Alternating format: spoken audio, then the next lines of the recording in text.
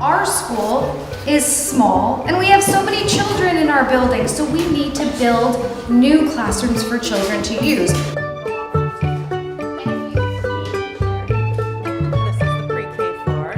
We're building a prototype ELC classroom right now that we've designed and mocked up with the input of the entire ELC staff. We've had it taped out on the floor and we are going to build it physically over the summer, and in the fall we'll put some students in it and some teachers, and we'll get some feedback. And when we think we have it right, we can then use that model to develop the ELC classroom component in other avenues around the world.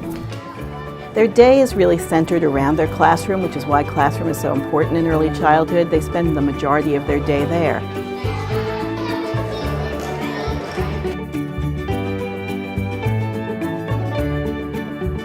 There's going to be the ceiling structure that's going on in all the rooms, and it helps with the acoustics. It also is going to be a place that you guys are going to be able to hang stuff from.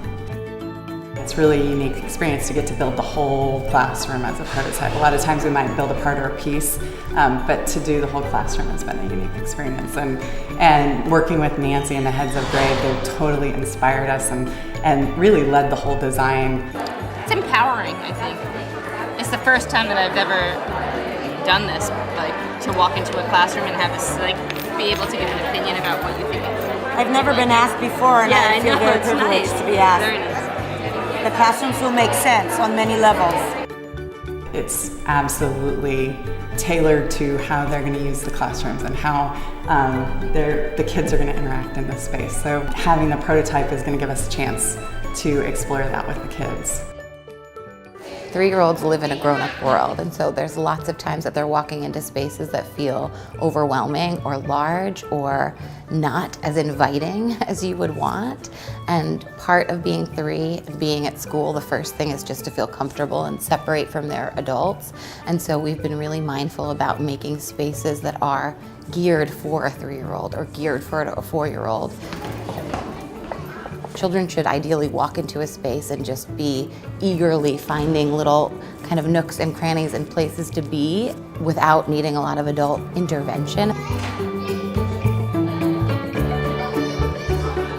The early childhood is all about materials because the children learn by doing, and they're always busy and active doing it. So for example, block play. When you have a set of blocks, they come in all different shapes. One of the teaching tools that we have is taking blocks out, but as importantly, putting them together. They're sorting them. You have big rectangular blocks, you have cylinder blocks, you have blocks of different shapes, you have triangular shapes. The space has to be appropriate for the material so that the children can, number one, learn from those kinds of activities, and they can also be responsible and independent, not only knowing where they are and taking them out, but knowing where to put them back. But you can only do that if the environment is well organized. My favorite things about the new space are, first of all, just the size, that they're larger, and so there's kind of more room to create those smaller areas for kids. I think the other thing is the connection between the partner classroom, so that the English classroom and the immersion classroom have a connection between them. I think that will make a huge difference for the kids. Just having a bathroom in every classroom is going to make a big difference for our kids. This is a dream come true for me personally, because it's one thing to create a program and to implement that program, but to be able to help design and think about the space in which that program is housed is the most incredible opportunity I've had professionally.